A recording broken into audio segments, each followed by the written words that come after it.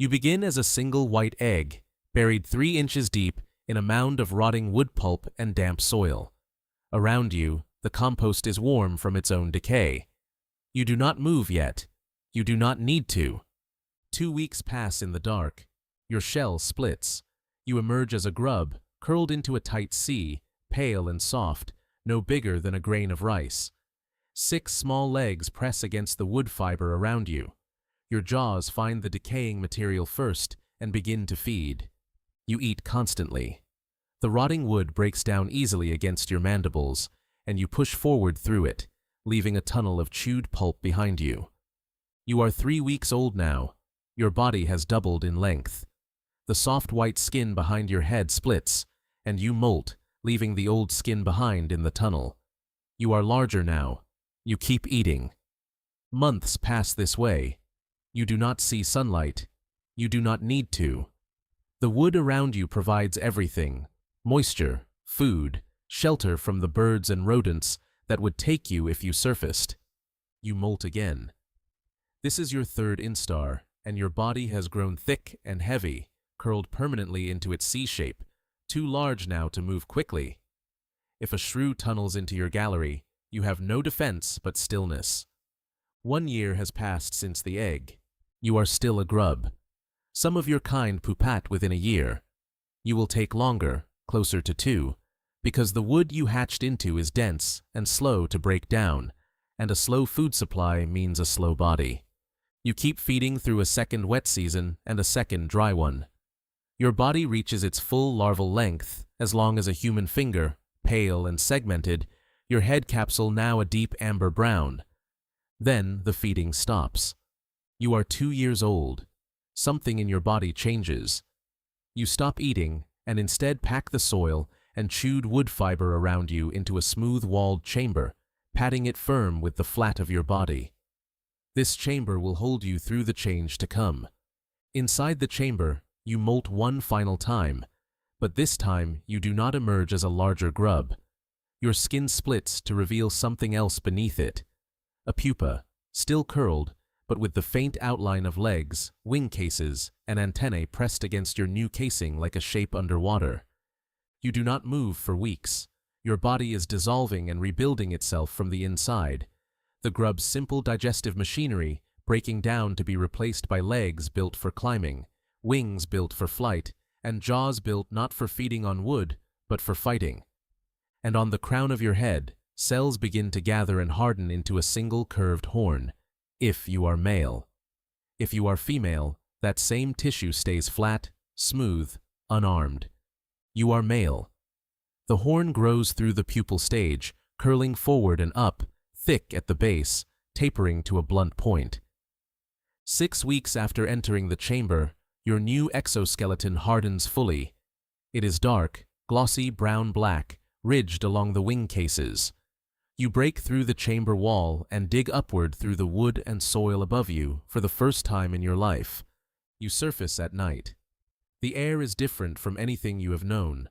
Cool, moving, full of the smell of sap running down bark somewhere nearby. Your wing cases lift, the membranous wings beneath unfold, and you fly, clumsy at first, toward the scent. You find the sap trail on the trunk of a fig tree, oozing from a wound in the bark. Other beetles are already there, 3 of them, all male, all drawn by the same scent, all carrying the same curved horn you do. The 2 largest are already fighting. Each drives the tip of its horn beneath the other's body and heaves upward, trying to flip its rival off the bark and down to the ground below. Neither backs away first.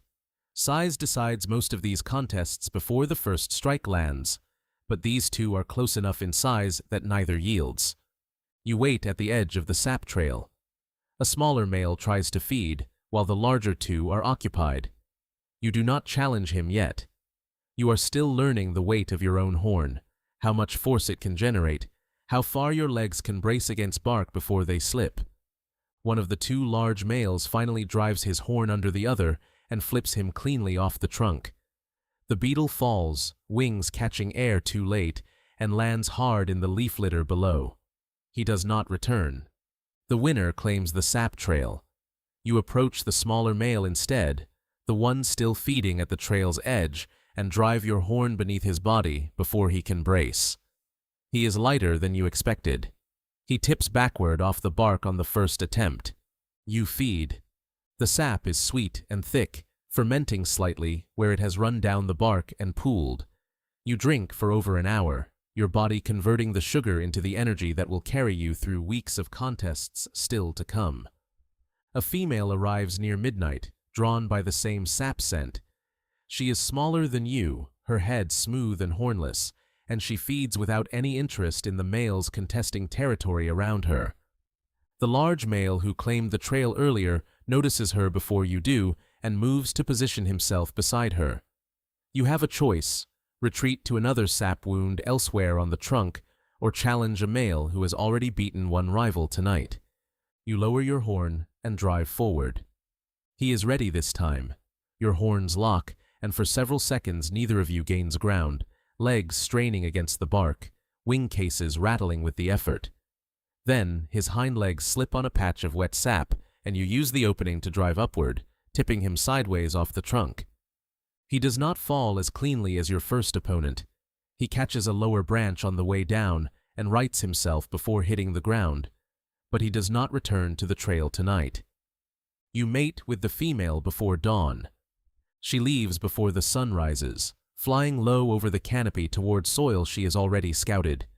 Loose, decaying leaf litter at the base of a dead log, the kind of ground that will feed a grub for 2 years the way it once fed you. You remain at the sap trail through the following weeks, feeding at night, resting through the daylight hours, pressed into a crevice in the bark where birds cannot easily reach you. You fight 3 more contests over that time. You win 2 of them. You are approaching 2 months as an adult now, nearly the full span most of your kind are given in this form. Your wing cases have begun to dull, small chips accumulating along their edges from contests you have already forgotten the details of. Your horn has a hairline crack near its base from the fight you lost. The nights grow cooler. Fewer beetles arrive at the sap trail each evening. The ones that do come are slower to challenge, slower to feed, wings buzzing with less lift than they carried weeks ago. You feed for the last time on a night with no other beetles present at all. The sap has slowed to a trickle, the tree beginning to seal its own wound. You drink what remains, then climb higher into the crevice where you have rested each day, and you do not fly again. Your body, spent from the feeding and fighting that filled every night of your adult life, gives out quietly, tucked into the bark where you have always been safest.